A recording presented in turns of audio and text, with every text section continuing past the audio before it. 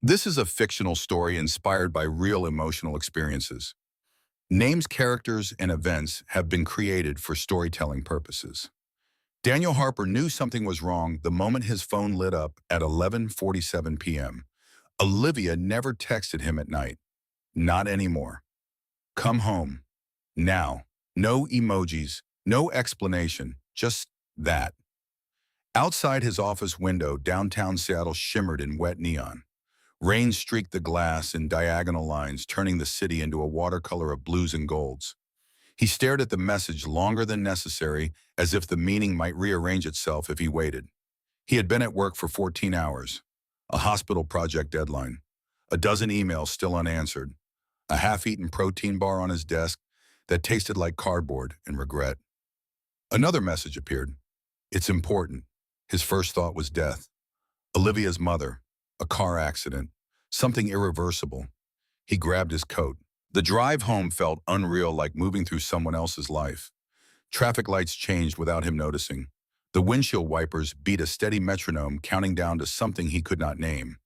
Their building rose from the waterfront like a blade of glass. 42 floors of curated wealth. The kind of place where the lobby smelled faintly of white tea and money. The concierge nodded. "Good evening, Mr. Harper." Daniel nodded back, already halfway to the elevators. The penthouse door was unlocked. That was the second wrong thing. Olivia was sitting on the sofa, legs crossed, posture perfect, as if posing for a magazine shoot. She wore a silk robe the color of champagne. Her hair fell in deliberate waves over one shoulder. Makeup flawless. Not a woman in crisis. A woman prepared. The television was off. The lights dimmed. No music. Just silence. "You came," she said. Her voice was calm. Too calm. "Of course I came," Daniel said. "You said it was important. What happened?" She studied him with an expression he couldn't decipher. Not anger, not sadness.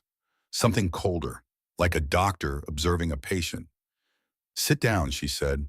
He didn't. "Liv, you're scaring me." A flicker of annoyance crossed her face, as if he had already disappointed her. "Fine. Stand." She inhaled slowly, as though preparing to deliver a business presentation. "I've been sleeping with Marcus." The words did not land all at once. They arrived in fragments, like glass falling in slow motion. Sleeping, Marcus. His brain rejected the sentence, tried to assemble it into something else. A joke, a misunderstanding, a test. He began. "I'm not asking for permission," she said. "I'm informing you. Marcus Reed, best man at their wedding, college roommate, the man who had once driven 8 hours overnight to help Daniel move apartments. The man who knew every embarrassing story from his 20s. The man Daniel had trusted enough to give a key to their home, since when Daniel heard himself ask. Olivia tilted her head, considering. About 8 months, 8 months. That was before Christmas, before their anniversary trip to Napa, before the dinner where Marcus had toasted to friendship that lasts a lifetime. Daniel's hands felt strangely distant, as if they belonged to someone else. "Why are you telling me now?" "Because I'm tired of pretending." She leaned forward, elbows on knees, eyes steady. "And because I don't want to sneak around anymore." The implications settled like ash. "You mean you want to keep seeing him?" "I am keeping seeing him." A hollow sound escaped Daniel's throat. It might have been a laugh. "Liv, this isn't funny. I'm not trying to be funny. Marcus is my best friend." "Yes, I know." No apology, no hesitation. Just facts delivered like bullet points. Something inside Daniel began to fracture, not explosively, but quietly, like ice breaking under deep water. "Do you love him?" he asked. Olivia's lips curved into something that wasn't quite a smile. "That's not really the point. It is to me." She shrugged. "I care about him. He makes me feel alive." Alive. As if Daniel had been a coffin. "And I don't feel that with you anymore," she added, almost gently. "I haven't for a long time." The room seemed to tilt. He remembered the early years, cheap apartments, take-out dinners on the floor. Olivia laughing so hard she snorted, both of them believing success would make everything easier. Success had come. Ease had not. "So what are you saying?" Daniel asked. "You want a divorce?" Olivia met his eyes, unblinking. "If you can't handle it, then yes. Divorce me." The words struck harder than the confession itself. Not, "I'm sorry," not "I don't want to hurt you if you can't handle it," as if his pain were an inconvenience. "But I'm not leaving, Marcus," she continued. "So those are really your options." Daniel noticed then that her suitcase was not in the hallway. Nothing was packed. Nothing suggested transition. She wasn't preparing to leave. She was preparing for him to. "You want me to move out of my own home?" he said quietly. "Our home," she corrected. "Legally." A faint clinical emphasis on the word. He realized she had rehearsed this, planned it, possibly with Marcus. A strange calm began to seep into his veins, replacing shock with something heavier and colder. "What about us?" he asked, though he already knew the answer. Olivia looked at him with an expression that might once have been pity. "I think we've been over for a while, Daniel. We just didn't say it out loud." Across the room, the rain intensified, tapping the windows like impatient fingers. He thought about the thousands of tiny decisions that had built their life, choosing this city, this apartment, these careers, this future. All of it now felt like scaffolding round a building that had already collapsed. "Does Marcus know you're telling me?" he asked. "Of course. Of course." The humiliation deepened, not just betrayed but disgust. Daniel imagined them together, analyzing him like a problem to solve. A long silence stretched between them. Finally, Olivia leaned back, exhaling as if relieved. "There. Now it's out." She looked lighter, unburdened. Daniel felt the opposite, as though gravity had tripled. "What happens tonight?" he asked. She checked her phone casually. "Marcus is coming over." The sentence landed like a physical blow. "You're bringing him here. It's his place too, in a way." Something inside Daniel went utterly still. Not rage, not despair. Absence. He studied Olivia's face, searching for the woman he had married. The one who used to trace circles on his arm while they fell asleep. The one who cried when his father died. The one who once said, "We're a team no matter what." He couldn't find her. Instead, he saw a stranger wearing her skin, composed and impatient, waiting for him to react so the scene could end. But Daniel Harper did not react. He did not shout. He did not beg. He did not throw anything. He simply nodded once, as if she had informed him of a meeting time change. "Okay," he said. Olivia blinked, thrown off balance. "Okay, I hear you." Something like confusion flickered across her features. This was not the script she expected. "You don't have anything else to say?" Daniel considered the question. A thousand sentences pressed against his throat, accusations, memories, pleas, insults. All of them suddenly felt pointless, like arguing with gravity. "No," he said softly. "I don't." For the first time that night, Olivia looked uncertain. Daniel turned towards the hallway. "Where are you going?" she asked. "To get some air."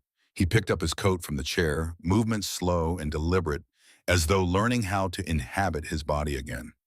At the door, he paused, not to look back, just to remember the layout of the apartment, the art on the walls, the smell of Olivia's perfume, the faint indentation on the sofa where they used to sit together, a life catalogued in seconds. Then he stepped into the corridor and closed the door behind him.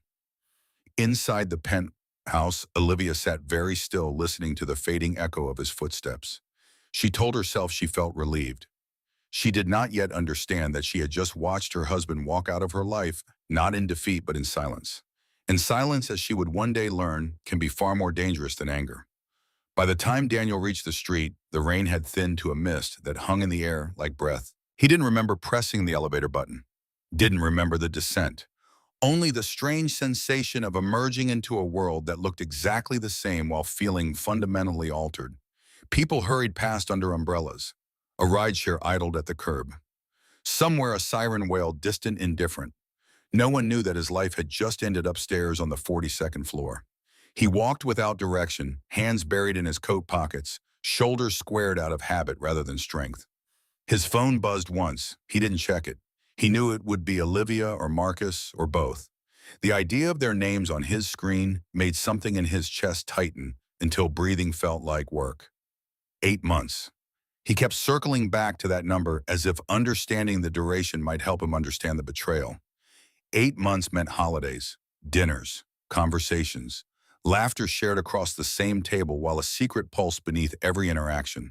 It meant Marcus had shaken his hand, hugged him, looked him in the eye, all while sleeping with his wife. A memory surfaced uninvited. 3 years earlier, late summer, A rooftop barbecue at Marcus's house overlooking Lake Union. Olivia in a white sundress, sunlight caught in her hair.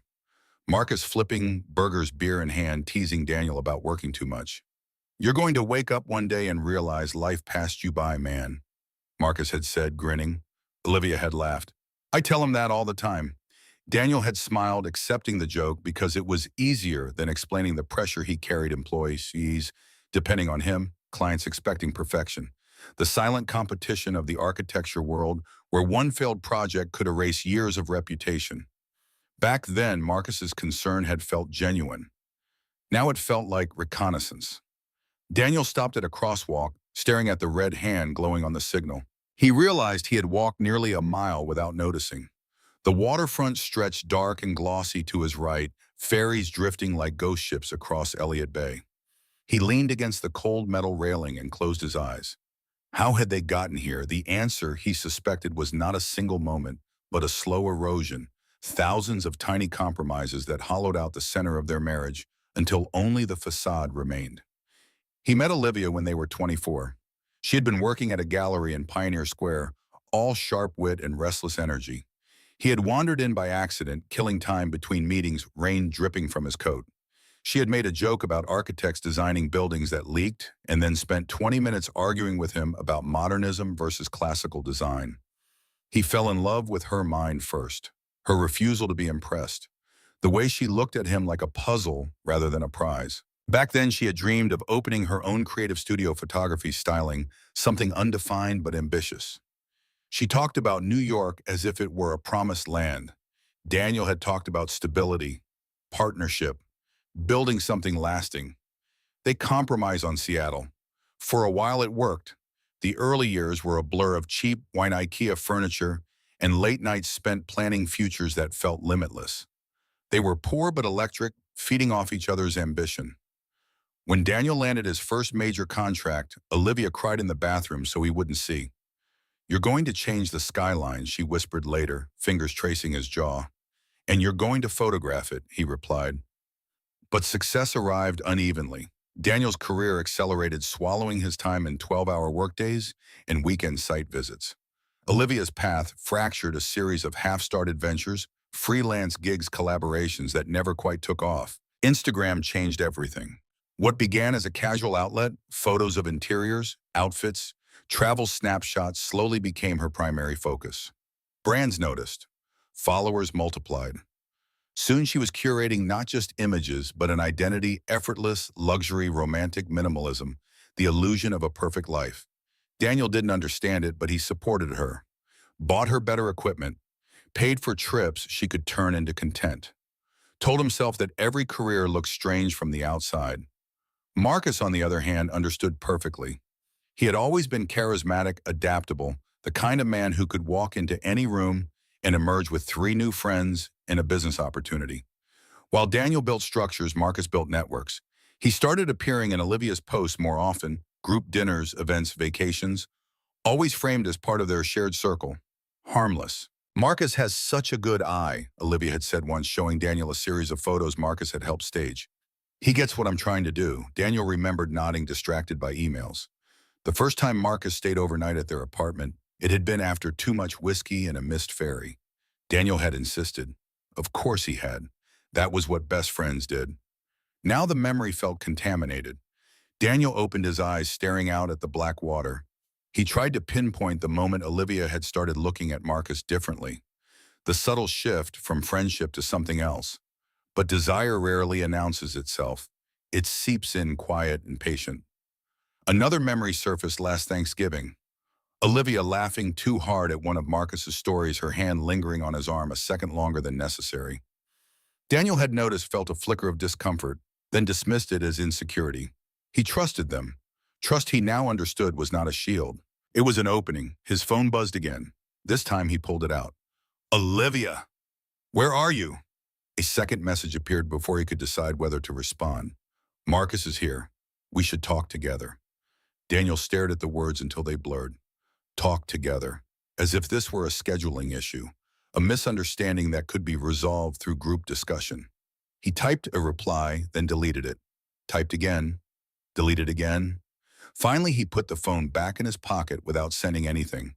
Somewhere deep inside, a decision was forming, not yet fully shaped, but solidifying like cooling metal. He began walking again slower now, as if conserving energy for something he could not yet name. Upstairs, the atmosphere in the penthouse had shifted. Marcus Reed stood near the window, hands in his pockets, posture tense despite his attempt at casualness. He was tall, broad-shouldered, the kind of man whose confidence usually filled a room. Tonight it faltered at the edges. "Well," he asked, "where is he?" Olivia poured herself a glass of wine with steady hands. "He left." "Left how?" "He walked out." Marcus frowned. "That's it? No yelling, no. Anything, no." The simplicity of the answer unsettled him. Marcus had prepared for confrontation, accusations, maybe even violence. He had rehearsed lines in his head, justifications dressed up as honesty. None of them were useful against silence. "That's not normal," he said. Olivia took a slow sip, avoiding his eyes. "He'll calm down." Marcus watched her carefully. "Are you sure he didn't suspect something? Already, if he did, he never said." Marcus nodded, though doubt crept into his expression.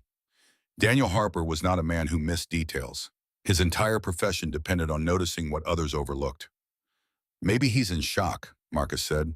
Olivia set her glass down harder than necessary.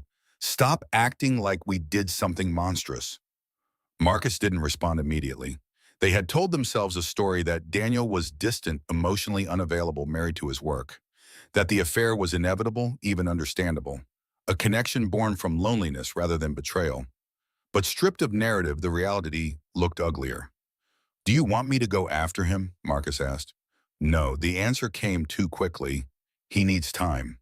Or maybe she did. Marcus studied her face, searching for regret. He found something else instead, a flicker of unease she hadn't anticipated. "You said he'd probably explode," Marcus said quietly. "I thought he would." And now Olivia hesitated. Now she felt as if she had pushed a glass over the edge of a table and was waiting for the sound of it shattering, except the impact hadn't come yet.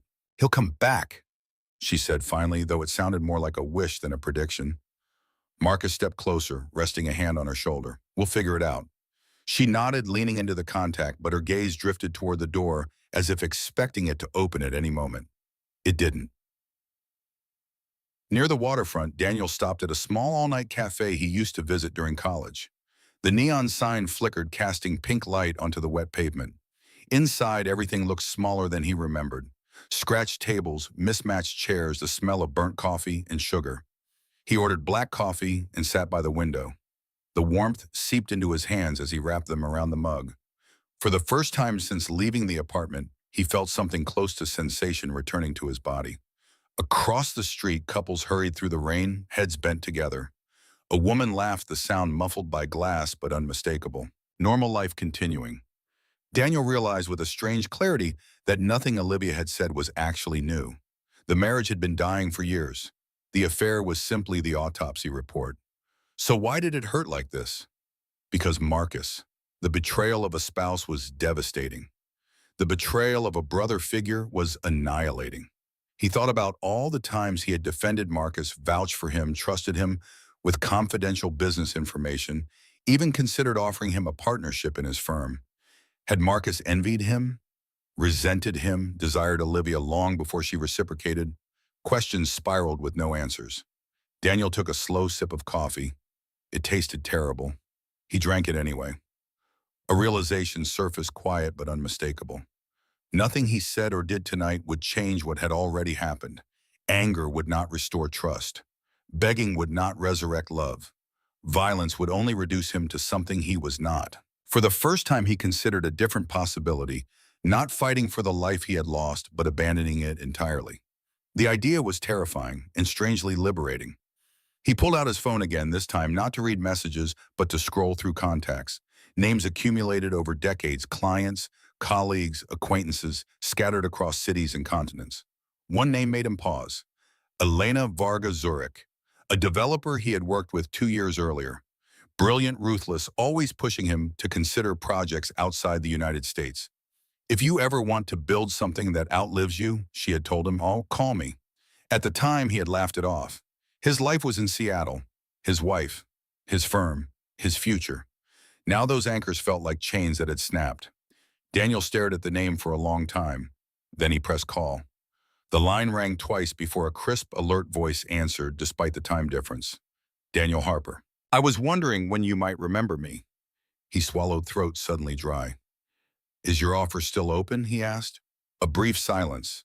Then a note of interest sharpened her tone. That depends, Elena said. How serious are you?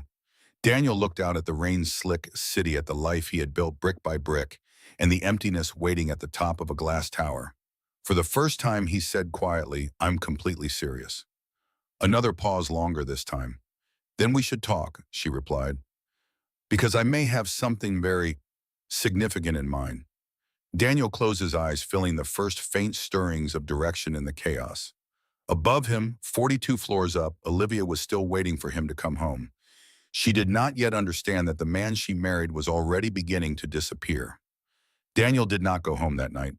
He stayed in the cafe until the sky outside shifted from black to a washed-out gray, Seattle's version of dawn. The waitress refilled his coffee twice without asking questions. By morning, the place filled with commuters clutching laptops in exhaustion, none of them aware that a man in the corner was dismantling his entire life in silence. At 6:12 a.m., his phone stopped vibrating. Olivia had sent 9 messages, Marcus 3, 2 missed calls from an unknown number that Daniel assumed belonged to Marcus as well. He did not open any of them. Instead, he opened his email. Dozens of unread messages stacked in neat rows, contractors needing approvals, clients requesting revisions, automated reminders about meetings scheduled weeks in advance for a future that no longer existed. He composed a single message to his executive assistant. Family emergency. Cancel all meetings this week. I'll be unavailable. He hesitated, then added, handle urgent matters as you see fit. Send. The words felt strangely final, as though he had just stepped off a ledge and trusted gravity to decide the rest. At 7, Daniel rented a car instead of calling a rideshare. The act of driving himself felt necessary grounding. The city slid past in muted tones, coffee shops opening, joggers moving along the waterfront, school buses exhaling children into the morning. Normalcy continued with brutal indifference. He checked into a business hotel near the airport under his own name. The clerk recognized him. Architects who reshaped skylines were minor celebrities in cities like Seattle, but asked no personal questions. Inside the room, Daniel placed his phone on the desk and stared at it as though it were a dangerous animal. Eventually, he powered it off. The silence that followed was profound, almost sacred. For the first time in years, no one could reach him. He slept for 3 hours, not deeply but heavily, like someone drugged rather than resting. When he woke, sunlight leaked around the blackout curtains, pale and directionless. Disorientation hit first. Then memory returned all at once. Olivia, Marcus, the penthouse. 8 months. Daniel sat on the edge of the bed, elbows on his knees, breathing slowly until the dizziness subsided. There was no dramatic surge of rage waiting for him, no urge to storm back and confront them. Only a hollow clarity, as if something essential had burned away overnight. He showered, shaved, dressed in the same clothes he had worn the day before. In the mirror, he looked older, not physically, but in the eyes, as though some protective layer had been peeled off. He turned the phone back on. Messages flooded in immediately. Olivia, please answer. Olivia, we need to talk. Olivia, where are you? Olivia, you're scaring me. Marcus, man, this isn't how we wanted you to find out. Marcus, call me. Let's handle this like adults. Marcus, I never meant to hurt you. Daniel stared at that last line for a long time. Never meant to hurt you, as if pain were a clerical error. He did not respond. Instead, he opened his banking apps. Years of disciplined saving and careful investment had given him options most people never had. Retirement accounts, brokerage portfolios, ownership stakes in developments across 3 states, the financial skeleton of a life built on long-term planning. He began transferring funds not recklessly but methodically, like an engineer redistributing weight before dismantling a structure. Personal accounts consolidated. Liquidity increased.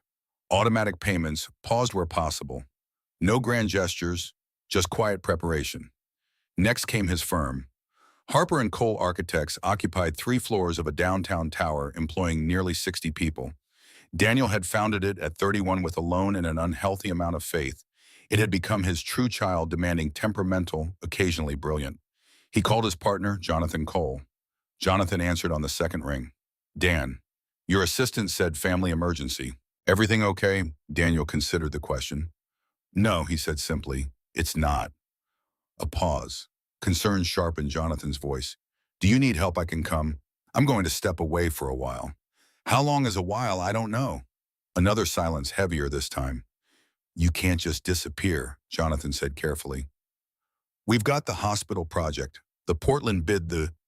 I trust you, Daniel interrupted. Run the firm. That's not the issue, Dan. It is for me. Jonathan exhaled slowly. Is this about Olivia? Daniel's grip tightened on the phone. Why would you think that? Because she called my wife this morning. Sounded frantic. Of course she had. Olivia never processed anything privately.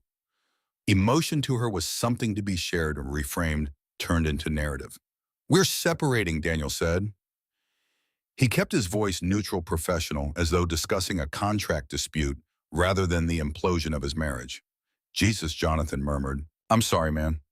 Daniel waited for anger to surface at the sympathy. It didn't. I need you to prepare for a temporary leadership transfer. Daniel continued. Legal will know what to do. Temporary? Jonathan repeated, though it sounded like a question. Yes. Daniel did not specify what temporary meant. After the call ended, he felt lighter, as though another thread tying him to his old life had been cut. Across the city, Olivia had not slept at all. The penthouse looked different in daylight, less glamorous, more exposed. Evidence of last night lingered everywhere, Marcus's jacket draped over a chair. 2 wine glasses on the coffee table, the indentation on the sofa where Daniel had stood. She moved through the rooms restlessly, phone in hand, refreshing messages that did not appear. Marcus leaned against the kitchen counter watching her. You need to eat something, he said. I'm not hungry. You haven't stopped pacing for hours. She spun toward him. Because my husband vanished, Marcus. He didn't vanish. He just needs space. You don't know him. Marcus pushed off the counter, frustration flickering. Actually, I know him better than anyone. The words hung in the air, heavier than intended. Olivia stared at him, something uneasy shifting behind her eyes. Then where is he? Marcus had no answer. Daniel Harper was predictable in many ways. Disciplined, rational, controlled. If he were going to explode, it would have happened last night. If he were going to beg, he would have called by now. Silence was not part of the model. He'll show up at work, Marcus said finally. He's not the type to just disappear. Olivia nodded, clinging to the logic. But a small, unwelcome thought pressed against her mind. What if he was exactly the type, and she had simply never pushed him far enough to find out Rod? By afternoon, Daniel sat in a quiet conference room at his bank's private client division. The advisor, a polished woman named Karen Whitlock, reviewed documents with professional composure, though curiosity flickered in her eyes. These are substantial transfers, she said. Are you restructuring your portfolio? In a way. She studied him for a moment, then nodded. Wealthy clients often had complicated personal reasons for sudden decisions. Discretion was part of the service. We can facilitate everything within 48 hours, she said. International movement may take slightly longer. That's fine. He signed where indicated, each stroke of the pen feeling less like paperwork and more like severance. Will you be relocating? Karen asked gently. Daniel paused. Yes, he said. Eventually. The word tasted unfamiliar. He had not moved cities in over a decade. The idea felt both terrifying and oddly clean, like stepping into a life unburdened by history. When he left the bank, his phone buzzed again. This time he answered. Daniel, Olivia's voice cracked with relief and accusation. Where are you? I've been calling nonstop. I know, that's it. That's all you're going to say. He watched traffic crawl along the avenue, sunlight glinting off windshields. I needed time. You could have told me that. You told me you were sleeping with my best friend. The line went silent. When she spoke again, her tone softened, shifting into something almost conciliatory. I know this is a shock, but disappearing isn't going to fix anything. Fix, as if the marriage were a malfunctioning appliance. What do you want, Olivia? He asked. I want to talk, in person, like adults. And Marcus, the hesitation too small for most people to notice, but not for Daniel. He's here, she admitted. But he can leave. Daniel considered the image of the two of them in his home waiting together, deciding how to manage him. "No," he said quietly, "that won't be necessary." "What does that mean?" "It means I'm not coming back tonight." Then when Daniel looked up at the sky, pale blue breaking through clouds. "I don't know." Panic edged into her voice. "Daniel, you can't just walk away from 20 years like this." He almost corrected her. It had been 14, but the distinction felt irrelevant. "You already did," he said. The truth of it seemed to hit her all at once. Are you, are you filing for divorce?" "Not today." Relief rushed through the line so forcefully he could almost hear it. "Good. Then we still have time to figure this out." Daniel closed his eyes briefly. She still thought this was a negotiation. "We'll talk soon," he said. "Daniel." He ended the call. That evening, he returned to the hotel room carrying a single envelope from a law firm. Inside were preliminary documents he had requested months earlier during a routine estate review, contingency plans, asset protections, legal structures most people hope never to use. He spread them across the desk, studying them with the same concentration he once gave architectural blueprints. This was not revenge. Revenge required heat, fury, a desire to hurt in return. What he felt was colder, more deliberate. He was not planning to destroy Olivia or Marcus. He was planning to remove himself so completely that they would no longer have access to him at all, emotionally, financially, physically. To become unreachable. To become, in effect, a ghost. Daniel folded the papers carefully and returned them to the envelope. Outside the window, planes lifted into the darkening sky, one by one, their lights blinking like distant stars. He watched them until an unfamiliar sensation spread through his chest. Not hope, not yet, but the faintest outline of possibility. Upstairs in the penthouse across the city, Olivia stood at the window in the same position he had occupied the night before, staring out at the same skyline. For the first time since confessing, doubt crept in with real force. Not about Marcus, about Daniel. Because something about his voice on the phone had unsettled her more than anger ever could. It had been calm, not wounded, not pleading, detached, as if he were already somewhere else. And deep down in a place she refused to examine too closely, Olivia felt the first whisper of a fear she would come to know intimately in the years ahead. That she had not just betrayed her husband, she had lost him. 3 days passed before Daniel returned to the penthouse. Not to reconcile, not to argue, to dismantle. He arrived at 6:30 a.m., a time chosen with surgical precision, early enough that the city was still yawning awake, late enough that Marcus would likely have left for work if he had stayed the night. The hallway outside the apartment smelled faintly of cleaning solution and expensive quiet. Daniel stood at the door for several seconds before unlocking it. Inside, the air felt different, warmer, occupied. Marcus's shoes sat beside the console table where Daniel used to drop his keys. A second toothbrush rested in the bathroom holder. A charcoal gray blazer, not Daniel's, hung neatly over a chair. Evidence of replacement. Olivia emerged from the bedroom, wearing one of Daniel's old t-shirts, her hair loose, eyes widening when she saw him. "Daniel." She looked relieved first, then wary. "You're back." "Temporarily," he said. His voice was calm, almost formal, as if he were visiting a client rather than stepping into his own home. She crossed her arms unconsciously. "You could have called. I didn't need to." He moved past her toward his office, ignoring the subtle floral scent in the air. Not Olivia's usual perfume. Something new. Something someone else might have chosen. Olivia followed, tension radiating from her like heat. "What are you doing?"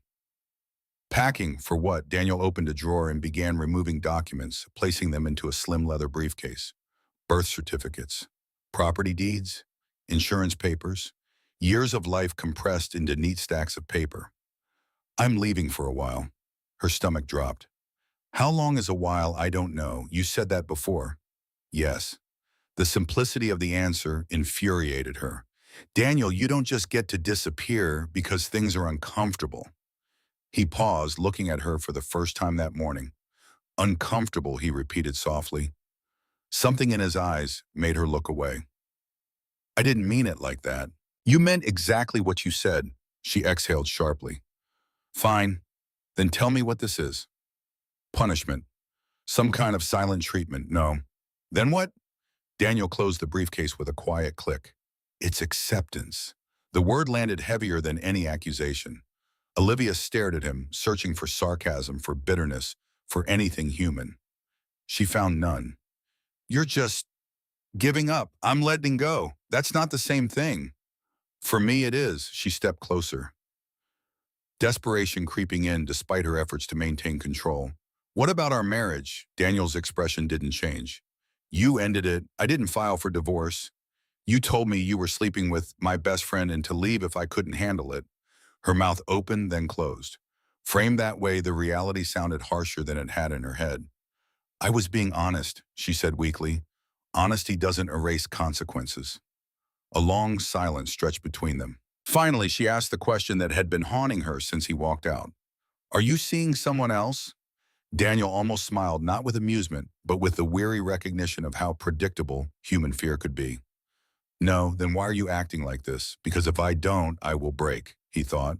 Aloud, he said, because staying would be worse. Her throat tightened. Worse than what? He didn't answer. From down the hall came the sound of a door opening. Marcus stepped into view, freshly showered, wearing a dress shirt Daniel recognized one he had left behind at Marcus's house months earlier. The sight created a strange looping sensation, as if time had folded in on itself. The two men regarded each other in silence. Marcus spoke first. Dan, no apology, just the name. Daniel inclined his head slightly. Marcus. The formality was more cutting than anger. Olivia looked between them, anxiety sharpening. I didn't know you were still here. Marcus ignored her eyes fixed on Daniel. I tried to call. I saw. We should talk. There's nothing to discuss. Marcus's jaw tightened. Look, I know this is ugly, but we didn't plan to hurt you. Daniel studied him with quiet curiosity as if examining a specimen under glass. When did it start, he asked. Marcus hesitated, then chose the version of truth he could live with. Last summer. Daniel nodded slowly. So you sat across from me at Thanksgiving, Christmas, my birthday, and said nothing. Marcus shifted his weight. I didn't know how. That must have been very difficult for you. The dryness of the comment carried more contempt than shouting ever could. Don't do that, Marcus snapped. Don't act like I'm some kind of villain. Daniel considered him for a moment.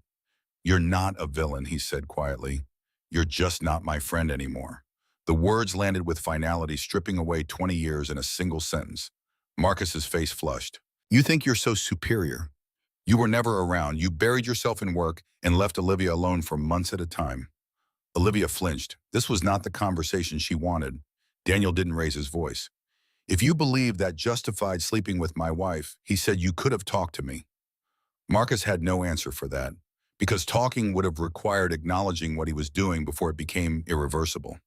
Instead, he had chosen secrecy, rationalization, desire. Daniel picked up another folder, sliding it into the briefcase. Marcus watched unease replacing defensiveness. You're really leaving? Yes. For how long? Daniel met his gaze steadily. Long enough. Olivia's chest tightened. You're not coming back, are you? He didn't respond immediately. In that pause, she heard the truth more clearly than any words could convey. Daniel, she said, voice cracking despite herself. We can figure this out. Maybe we rushed into things. Maybe we need space. Counseling something you already chose, he said gently. Tears burned behind her eyes, unexpected and unwelcome. I didn't think you'd just disappear. Neither did I, he thought. Marcus stepped forward, agitation bleeding through his composure. This is childish, Dan. Walking away doesn't solve anything. Daniel looked at him calmly. It solves everything. He moved toward the front door, briefcase in hand. Olivia followed, panic now unmistakable. Where will you go? Somewhere else. That's not an answer. It's the only one I'm giving. She grabbed his arm before he could reach the door. The contact felt foreign, almost intrusive. Please, she whispered. Just tell me you'll be okay. For a moment, something flickered in his expression, a ghost of the man who used to comfort her. I will be, he said. Then after a beat, eventually, he gently removed her hand. Marcus watched a hollow sensation spreading through his chest that had nothing to do with victory. This was not how it was supposed to feel. Daniel opened the door, then paused without turning around. I'll have my attorney contact you, he said to Olivia, about the legal details. Her breath caught. Divorce, yes. The words settled like dust after an explosion. And Marcus Daniel added quietly, take care of her. It was not a blessing, not forgiveness, just a transfer of responsibility. Then he stepped into the hallway and closed the door behind him. This time, he did not hesitate. He walked straight to the elevator, down to the garage, and into the rental car waiting in his reserved spot. His suitcase packed during the previous nights at the hotel sat in the trunk beside a single carry-on. No dramatic last look at the skyline. No farewell tour of the city. Some endings did not require ceremony. At the airport, the departure board glowed with destinations scattered across continents. He chose one without sentimentality. Zurich. The ticket had been purchased at 2:14 a.m.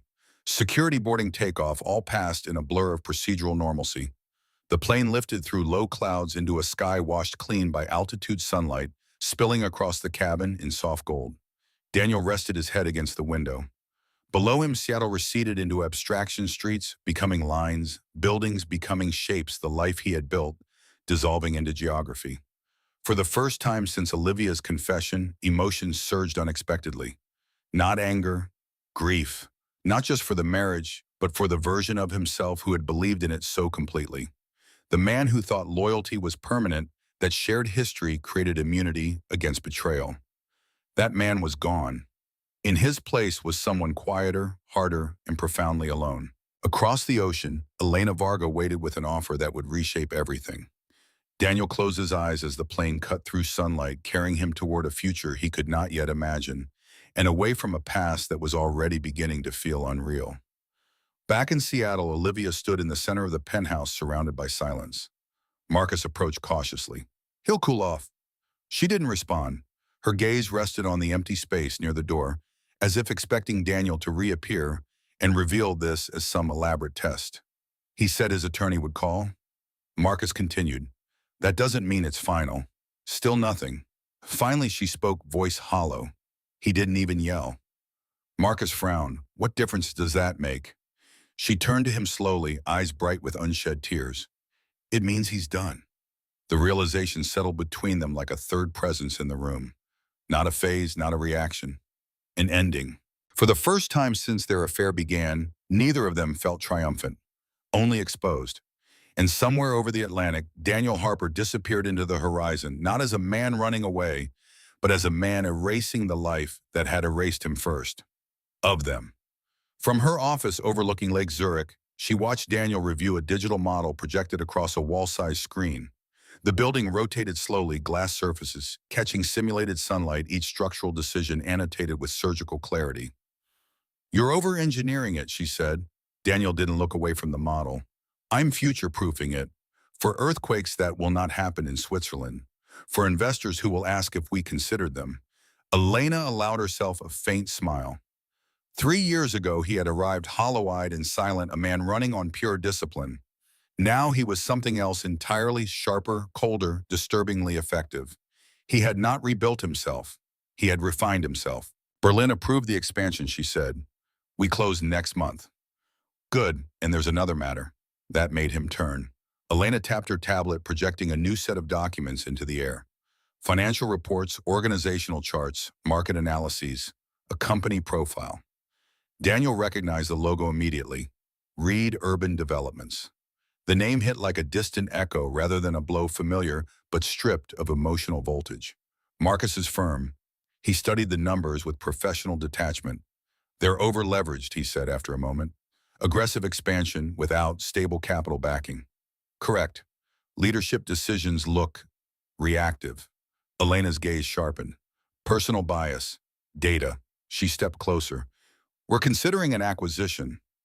Daniel's expression didn't change, but something subtle tightened around his eyes. Hostile, preferably not, but possible. He scrolled through projections, declining profit margins, stalled projects, investor withdrawals. The kind of slow bleed that didn't make headlines until it became catastrophic. "What do they want?" he asked. "Liquidity, stability, a partner who can rescue them." Daniel almost said, "Then they should find one," but Elena was watching him too closely. "You're offering it," he said instead. "We are, and you want me to lead negotiations. I want you to decide whether we pursue this at all." He understood the subtext. Elena did not believe in coincidences. She knew exactly who Marcus Reed was. Daniel leaned back, folding his arms. Is there a strategic advantage beyond expansion? Yes, she said simply. And no one understands their portfolio better than you, because he had once helped design parts of it, because he knew the terrain, the regulations, the people, because the past had a way of resurfacing in boardrooms. He considered the proposition carefully, forcing himself to evaluate it as he would any other opportunity. Revenue potential strong, risk moderate, emotional cost unknown. When would we move? He asked. Immediately. Daniel walked to the window. The lake stretched silver under a pale sky, mountains rising beyond it like something carved from silence. 3 years. In that time, Olivia had sent 12 emails. The first few long, emotional, oscillating between anger and pleading. Later ones shorter, restrained, almost formal. The last had arrived 14 months ago. He had never replied. Marcus had written once a brief message apologizing for how everything happened. Daniel had deleted it without opening the attachment. Distance had not erased the past, but it had reduced it to something manageable, like an old injury that only ached in bad weather. Until now. If we don't buy them, Daniel said slowly, someone else will. Likely, Elena agreed. And that someone may dismantle the company piece by piece. He thought about the employees, hundreds of people whose livelihoods depended on decisions made far above their pay grade. Collateral damage in corporate warfare. Then he thought about Marcus and Olivia, not with rage, with a strange, almost clinical curiosity. What had become of them? Do it, Daniel said. Elena studied him, searching for hesitation. You're sure? Yes, because once we start, there's no way to remain anonymous. I'm not anonymous, he said quietly. I'm just not available. A faint nod. Decision accepted. We'll arrange the meeting in Seattle. The word landed differently than Marcus's name had heavier layered with memory. Daniel hadn't returned since the day he left. Schedule it, he said. Seattle had not changed as much as he expected. The skyline had gained a few new towers. Traffic was worse. The waterfront redevelopment gleamed with fresh steel and optimism. But the gray light, the smell of rain, the low-hanging clouds, those remained stubbornly familiar. Daniel watched the city through the tinted window of the car, transporting him from the airport, feeling like a visitor, touring a place from a previous life. Hotel or private residence, the driver asked. Hotel. The penthouse had been sold 2 years earlier. He knew that from public records, not personal interest. He checked in under a reserved corporate alias, bypassing the lobby through a private entrance. Efficiency had replaced sentiment in his life. Even nostalgia was scheduled sparingly. That evening, he reviewed the acquisition brief one final time. Marcus Reed had indeed expanded aggressively after Daniel's disappearance, capitalizing on market confidence and a reputation for bold risk-taking. For a while, it had worked spectacularly. Then projects stalled, financing tightened, competition intensified. Without Daniel's cautious counterbalance, Marcus had built a structure with impressive height and insufficient foundation. Olivia's name appeared in the documents only indirectly listed as a brand consultant on several lifestyle-oriented developments. A softer role, peripheral but visible. Daniel stared at her photograph attached to a press clipping. She looked older, though still striking. The brightness that once radiated from her smile seemed dimmed, replaced by something carefully composed. He closed the file. Tomorrow they would meet, not as husband and wife, not as friends, as opposing parties in a transaction. Again. Across the city, Olivia Reed. She had taken Marcus's last name 18 months after the divorce finalized, stood in front of a mirror, adjusting an earring she did not like. Stop fidgeting, Marcus said from the doorway. You look fine. Fine. The word felt like a downgrade from the adjectives she once inspired. What time is the meeting again, she asked. 10. With the European group, yeah. She nodded, though unease curled in her stomach. For weeks, Marcus had been tense, sleeping poorly, snapping at small inconveniences. The acquisition talks were supposed to be salvation, yet they felt more like judgment. Do we know who's representing them? She asked. Some executive team. Varga something. Olivia turned. Varga rang a bell. A flicker of recognition surfaced, not clear. Just a vague association with Daniel's old projects. I don't think so, she said, though the unease deepened. Marcus adjusted his cufflinks, avoiding her eyes. This is a good thing, he said more to himself than to her. We stabilize the company, restructure debt, move forward. Forward. The word sounded rehearsed. Olivia walked to the window overlooking the city.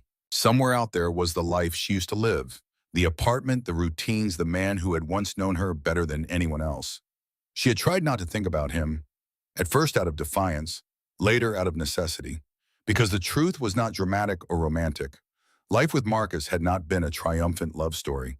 It had been real, messy, often tense, built on a foundation that both of them knew had been compromised from the start. Trust once broken did not magically regenerate simply because circumstances changed. After this is over, Marcus said, stepping behind her, maybe we should take a trip, get away for a while. She nodded automatically, but her reflection in the glass looked unconvinced. Yum. The next morning, rain fell in a steady, unremarkable drizzle, the kind Seattle produced without effort. Daniel entered the conference room 10 minutes early. Floor-to-ceiling windows overlooked the harbor. A long, polished table dominated the space, its surface reflecting the muted daylight like still water. Elena stood at the far end, reviewing documents, immaculate as always. Ready, she asked. Yes. Remember, she said, voice low, this is business, nothing else. Daniel met her gaze steadily. I know. At 9:59, footsteps sounded in the hallway, muted voices, a door handle turning. Marcus Reed walked in, first mid-sentence expression, focused and guarded. Then he saw Daniel.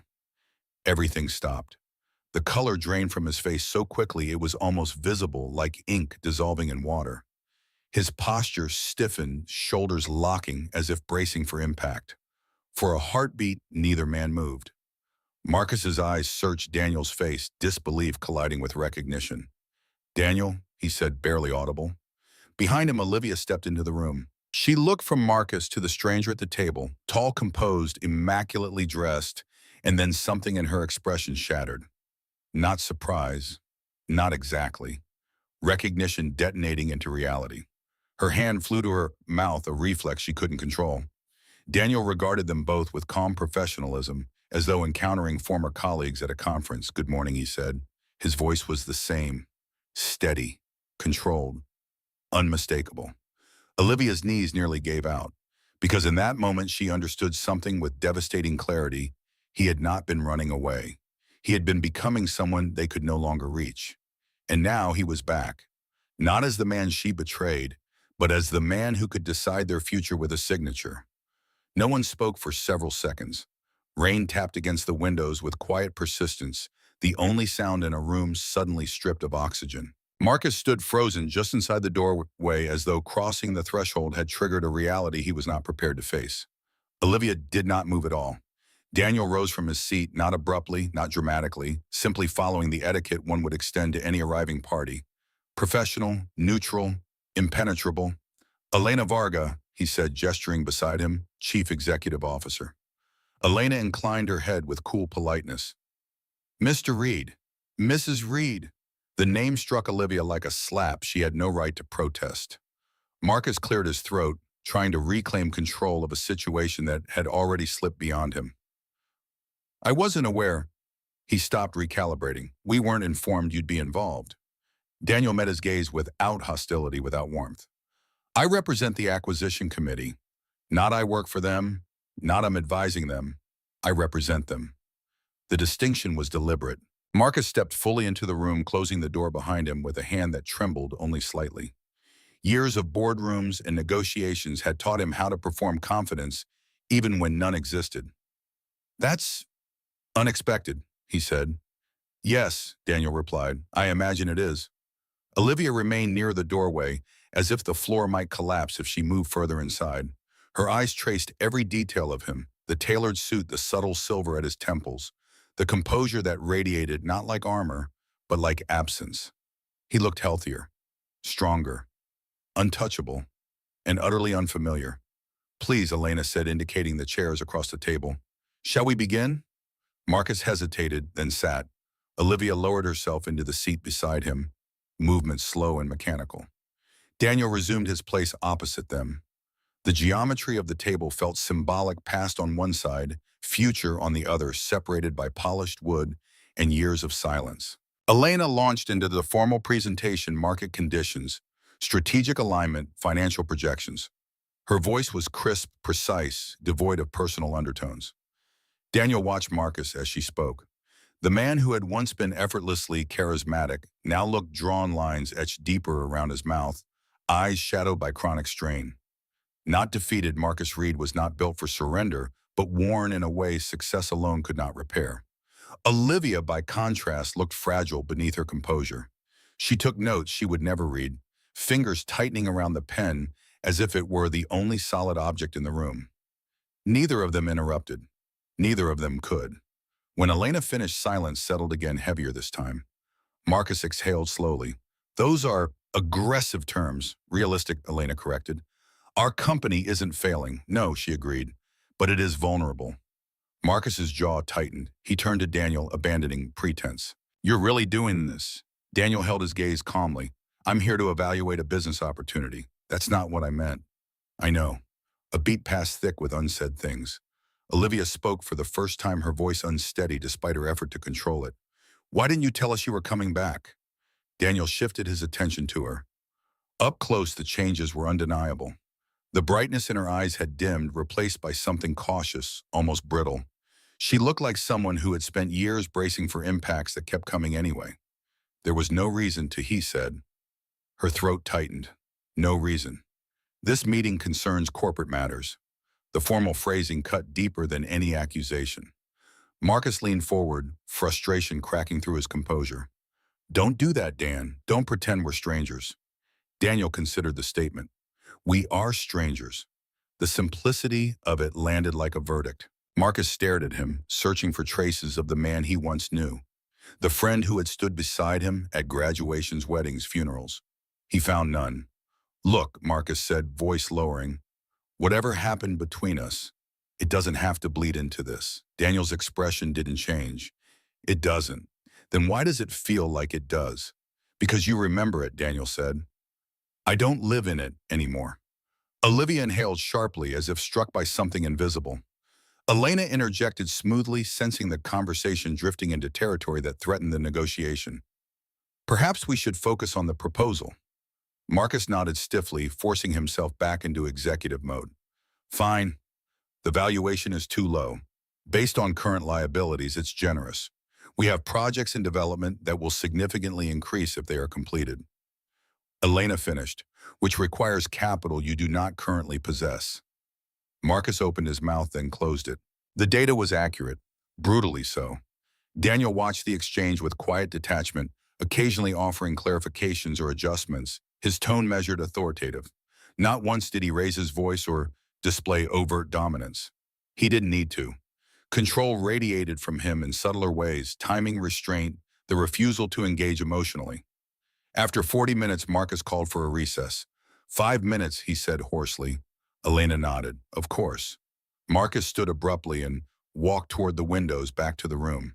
Olivia remained seated, staring at her hands as though they belonged to someone else. Daniel gathered a few papers, giving them the privacy of silence rather than leaving. Distance without avoidance. Finally, Olivia spoke, barely above a whisper. "You look different." He didn't look up. "Time tends to have that effect. I meant," she struggled to articulate something that wouldn't sound like a confession. "You seem happy." Daniel paused. Happy was not the word he would have chosen. Stable, perhaps. Purposeful. No longer dependent on variables he could not control. "I'm at peace," he said. The admission broke something in her expression. "Without us." It wasn't a question. He met her eyes, then not unkindly, but without softness. "Yes." Marcus turned from the window, anger simmering beneath his composure. "So that's it. You disappear for 3 years, come back as some corporate executioner, and we're supposed to just accept it." Daniel regarded him calmly. "You don't have to accept anything. Easy for you to say. You're the one holding all the cards." Daniel considered that. "No," he said quietly. "I just stopped playing your game." Marcus's hands clenched at his sides. "You think this is a game to me?" "I think Daniel said that you made choices, and now you're experiencing the outcomes. Not revenge, not punishment. Outcomes, the language of cause and effect stripped of moral drama." Olivia rose slowly, as if pulled upward by invisible threads. "Did you ever hate us?" she asked. The question hung in the air, raw and unfiltered. Daniel took his time answering. No, Marcus frowned, thrown off balance. That's hard to believe. Hate requires emotional investment, Daniel said. I didn't have any left. Olivia's eyes filled with tears she did not attempt to hide. Then what did you feel? He looked at her for a long moment, searching for a word that wouldn't be misunderstood. Grief, he said finally. And then, nothing. Nothing. Not anger, not longing, not resentment. Emptiness, the one response she had never imagined. Marcus let out a harsh breath. That's worse. Yes, Daniel agreed. It is. Silence swallowed the room again. From outside came the distant sound of a ferry horn, low and mournful, drifting across the water, like a memory of something lost at sea. Elena checked her watch discreetly. Shall we continue? Marcus nodded stiffly, returning to his seat. Olivia followed movements slower now, as if each step required conscious effort. The negotiation resumed, but something fundamental had shifted. This was no longer about saving a company or securing favorable terms. It was about confronting a reality none of them had prepared for. Daniel Harper had not come back to reclaim what he lost. He had come back as someone who no longer needed any of it. And that Olivia realized with a hollow ache spreading through her chest was the one outcome she would never be able to undo. Because anger fades, resentment can be negotiated, even betrayal can sometimes be forgiven. But indifference is permanent. Across the table, Daniel signed a preliminary document and slid it toward Marcus with steady hands. Review this with your legal team, he said. We'll reconvene tomorrow. Marcus accepted the papers automatically, eyes still fixed on Daniel's face, as if searching for a hidden door back to the past. There wasn't one. As they stood to leave, Olivia lingered, her gaze locked on him, with a desperation she could no longer disguise. Daniel, may I speak with you? Alone? Marcus stiffened. Elena raised an eyebrow but said nothing. Daniel considered the request. Then he nodded once. 5 minutes. Marcus opened his mouth to object, then stopped. Whatever this was, it did not belong to him. He followed Elena out the door, closing softly behind them. For the first time in 3 years, Daniel and Olivia stood alone in the same room. The distance between them felt immeasurable. She took a step forward, then another, as though approaching a wild animal that might vanish if startled. I'm sorry, she said, voice breaking. The words arrived too late, too fragile, dissolving almost as soon as they left her lips. Daniel watched her with quiet attentiveness, not rejecting the apology, not embracing it, just observing. I know, he said gently. Her breath hitched. You know you wouldn't be here if you weren't. Tears spilled down her cheeks, uncontrolled now. I ruined everything, she whispered. Daniel did not contradict her, because some truths did not require confirmation. After a moment, he spoke, voice soft but unwavering. What's done is done, Olivia. She shook her head desperately. But it didn't have to end like this. We could have fixed it. I would have tried. You didn't. The interruption was not cruel. It was factual. Her shoulders sagged as if something inside her had finally collapsed. Outside, the rain intensified, streaking the glass in blurred lines that made the city beyond look distant, unreachable. Daniel glanced at his watch. Our 5 minutes are almost up. Panic flared in her eyes. Please don't go. He met her gaze steadily. I'm not going anywhere, he said. I'm just not coming back. The distinction shattered whatever fragile hope she had been clinging to. He moved past her toward the door, pausing only long enough to add without turning around, I hope you find what you're looking for.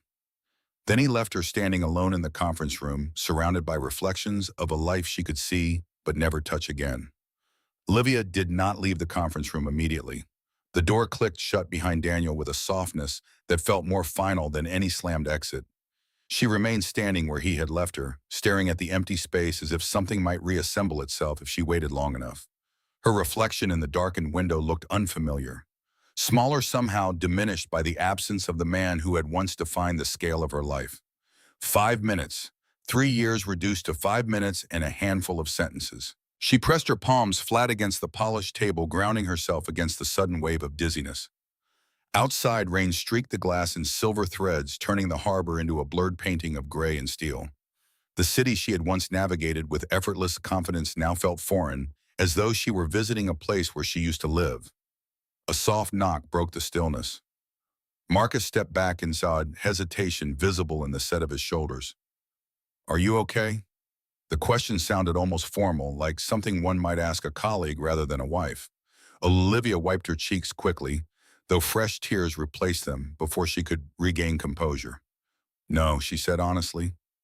Marcus closed the door behind him, leaning against it as if unsure how close he was allowed to get. What did he say? She let out a hollow laugh that carried no humor at all. Almost nothing. That doesn't sound like Daniel. It is now. Marcus studied her face, searching for clues for something actionable.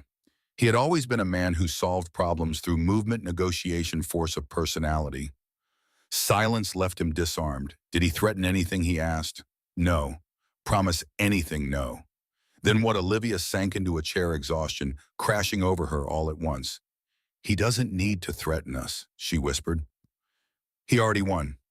Marcus's jaw tightened. This isn't about winning, isn't it? Her eyes lifted to meet his raw and searching. Because it feels like we lost something we didn't even realize was part of the game. Marcus had no answer, because somewhere deep down he understood exactly what she meant. The second day of negotiations was shorter, colder, and strictly professional. Daniel arrived precisely on time, documents prepared, demeanor unchanged. He acknowledged Marcus and Olivia with the same polite nod he might offer strangers at a conference. No mention of the previous afternoon, no acknowledgement of emotion, just business. By noon, the framework of the acquisition was essentially decided. Reed Urban Developments would retain its name, but operate under the umbrella of Elena's conglomerate. Marcus would remain CEO in title, but report to a board Daniel chaired. Financial stability in exchange for autonomy surrendered in increments. Survival at a cost. As the final documents were distributed for review, Marcus spoke without looking up. Why are you doing this? Elena answered automatically. Strategic expansion. Not you, Marcus said quietly. Him. Daniel's pen paused above the paper. Because it makes sense, he said. That's not what I meant. Daniel set the pen down, meeting his gaze. I know. Marcus leaned back, fatigue etched into every line of his face. You could have destroyed us, he said. You had the leverage. You still do. Daniel considered that without defensiveness.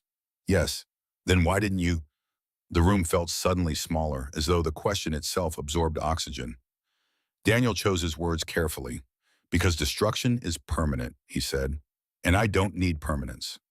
Marcus frowned, struggling to interpret the answer. Olivia understood. It wasn't mercy, it was disinterest. Ruining them would have required emotional engagement. Maintaining their company as a functional entity required only efficiency. She looked down at her hands, shame spreading through her chest like cold water. You don't care what happens to us, she said quietly. Daniel's expression softened, not with affection, but with a kind of distant compassion one might feel for strangers in distress. I hope you'll be okay, he said. Not, I want you to be okay, not I'll help you, just hope. The distinction was devastating. That evening, Olivia drove alone to the waterfront. Marcus had returned to the office to review projections, a phrase that now functioned as code for avoidance. Their home, not the penthouse, but a sprawling modern house in Bellevue, felt suffocating, filled with echoes of conversations that never reached resolution. She parked near the pier and stepped out into the mist, not bothering with an umbrella. The air smelled of salt and rain, grounding in a way nothing else had been all day. 3 years. She had told herself she had moved on, that marrying Marcus had been the logical next step, proof that their relationship was real and not just an affair born of secrecy. But reality had been less romantic. Living with Marcus meant living with a man who had once betrayed his closest friend, and knowing on some level that the capacity for betrayal did not evaporate simply because circumstances changed. Trust had never fully taken root between them. It hovered tentative, always ready to retreat. And now Daniel was back, not angry, not vengeful, just beyond them. She leaned against the railing, staring out at the dark water. A memory surfaced with painful clarity. Early in her marriage, she had once asked Daniel what he feared most. He had thought about it for a long time before answering. Wasting my life on something that doesn't last. At the time, she had laughed, kissed him, told him they were permanent. Now the irony felt unbearable. Footsteps approached from behind. She didn't turn immediately, already knowing who it was. Daniel stopped a few feet away, maintaining a respectful distance. I thought I might find you here, he said. His voice sounded different, outdoors softer, carried away by the wind rather than contained by walls. Olivia faced him slowly, heart pounding with a mix of hope and dread she could not untangle. Are you following me? No. Then how you used to come here when you needed to think, he said. I remembered. The fact that he still remembered something so small hurt more than if he had forgotten everything. Old habits, she said weakly. They stood in silence watching a ferry glide across the bay, its lights shimmering on the water like fragments of something broken. Why are you here? She asked finally. I wanted to make sure you got home safely, he said. The answer stunned her. After everything, the betrayal, the years of silence, he had come not to argue or reconcile, but to check on her safety. You don't have to do that anymore, she said. I know. Then why? Daniel considered the question, eyes fixed on the horizon. Because caring about someone's well-being doesn't disappear overnight, he said. It just changes form. Her throat tightened. Into what distance? Tears blurred her vision again, hot and relentless. I miss you, she whispered, the admission torn from somewhere she had kept locked for years. Daniel did not respond immediately. When he spoke, his voice was gentle but unyielding. I believe you. Not I miss you too. Not I want to try again. Just acknowledgement. She took a step closer, desperation overriding caution. Is there any chance, any at all, that we could start over? The question hung in the damp air, fragile as spun glass. Daniel turned to face her fully for the first time. There was no anger in his eyes, no longing either, only a profound, almost sorrowful clarity. No, he said softly. The single syllable broke something inside her with an audible finality.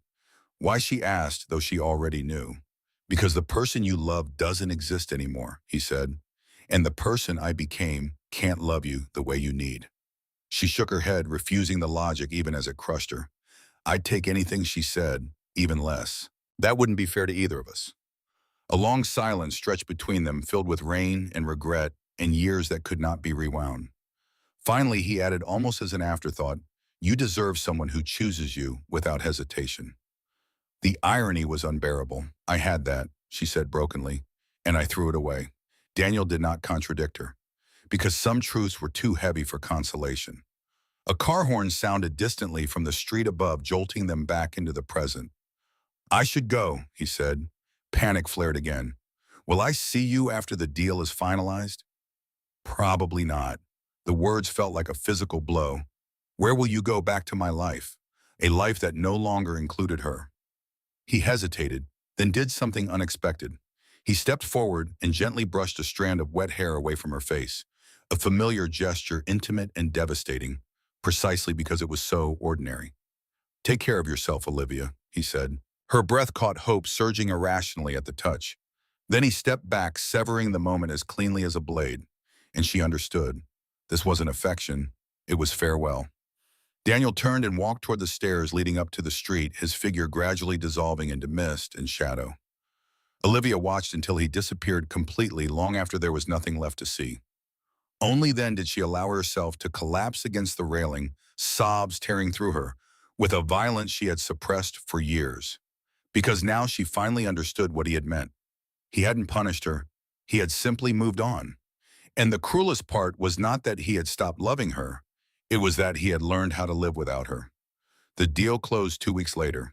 There was no ceremony, no celebratory dinner, no photographs of executives shaking hands in front of polished logos. Just signatures placed on paper in a quiet conference room, witnessed by lawyers who cared more about clauses than consequences.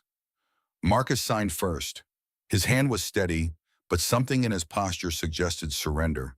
Rather than agreement, the stance of a man acknowledging an outcome he could neither fight nor avoid. Olivia signed next. The pen felt heavier than it should have, as though ink carried memory. With a single stroke, the last illusion of control slipped from her grasp. Reed Urban Developments would survive, yes, but not as theirs, not in the way they had once envisioned it. Daniel signed last. His signature was precise, unhurried, devoid of flourish. When he finished, he capped the pen and slid it back across the table, as though concluding any routine transaction. Because to him it was. Elena gathered the documents efficiently. Congratulations, she said, her tone professionally neutral. You now have stability moving forward. Stability, not victory. Not success, just survival. Marcus nodded once, unable to summon anything resembling enthusiasm. Olivia didn't respond at all. Daniel rose. My team will handle the transition. That was it. No speeches, no lingering looks, no unresolved tension seeking closure. Just the quiet efficiency of a man who had already processed everything long before this moment arrived. As he turned to leave, Marcus spoke without thinking. Are you happy now? Daniel paused near the door, hand resting lightly on the handle. He didn't turn around. Yes, he said simply. The answer landed harder than any accusation. The door closed behind him with a soft click that sounded final in a way neither of them could deny. Marcus and Olivia drove home together in silence. Rain blurred the windshield wipers, moving in a steady rhythm that felt like a metronome for thoughts neither of them wanted to voice. The city passed by in gray streaks. Buildings, traffic lights, pedestrians hunched beneath umbrellas. All of it distant, irrelevant. Halfway across the bridge, Marcus spoke. Do you regret it? Olivia didn't ask what he meant. Yes, she said. He gripped the steering wheel tighter. Me too. Another long stretch of silence followed. Do you regret us? She asked quietly. Marcus hesitated. Honesty, when it finally came, sounded exhausted rather than cruel. I don't know, he admitted. I regret how it started. I regret what it kept on. He glanced at her briefly before returning his eyes to the road. But I don't regret loving you. Tears slid down her cheeks again, though she made no sound. Sometimes I wonder, he continued, voice low, if we only worked because we were built on something we weren't supposed to have. Secrecy, excitement, the illusion of destiny created by risk. Now there was no risk left, only reality. Olivia stared out of the window at the dark water below the bridge. Do you think he'll ever forgive us? She asked. Marcus exhaled slowly. I think he already did, he said, which is why it hurts. Forgiveness closes doors that anger leaves open. 6 months later, spring arrived quietly, painting the city in pale greens and soft light that made everything look temporarily hopeful. Reed Urban Developments, now a subsidiary with a longer, more corporate name, functioned smoothly under its new structure. Profits stabilized. Projects resumed. Employees stopped whispering in hallways. From the outside, it looked like a recovery. Inside the house in Bellevue, however, the air felt increasingly hollow.